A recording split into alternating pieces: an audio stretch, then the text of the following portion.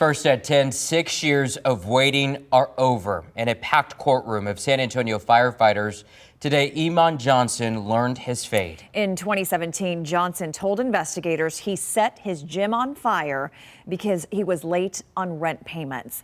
The blaze was so massive, hundreds of firefighters responded, but Scott Deem never made it out. KENS 5's Alicia Nieves has followed this case since the beginning. She joins us live. Alicia? Johnson pled no contest to murder and arson charges, so he was sentenced to 30 years in prison. He's eligible for parole in 9 years.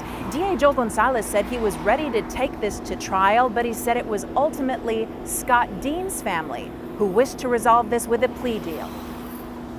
This afternoon was all about justice. One is firefighter 2 that are inside that we do not know where they're at. It's a case that changed San Antonio's fire department forever. The night of May 18th, 2017, crews arrived at the Spartan Box at the Ingram Square Shopping Center to see smoke coming from the building.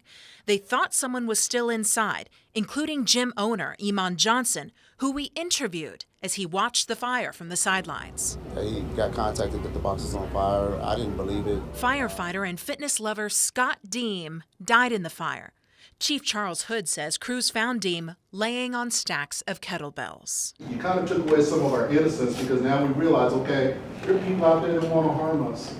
Months later, Johnson admitted to investigators he intentionally set the fire. But I realized I have to forgive you so I can free myself of this anger and this pain. I want you to apologize. Brad Phipps, one of 2 firefighters severely injured that same day, reminded Johnson in court of the giant hole left in many hearts. This next photograph is the outcome of what happened to Scott. As each person spoke in court, Johnson looked them in the eye, including Deem's mother-in-law. He was like my own son.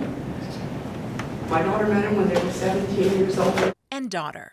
The moment I found out, it felt like the world slipped out of my hands. Deem's wife, Jennifer, who wasn't in court, wrote a letter for everyone to hear. You took my best friend, husband, protector, my other half, an amazing dad, and a huge piece of my heart.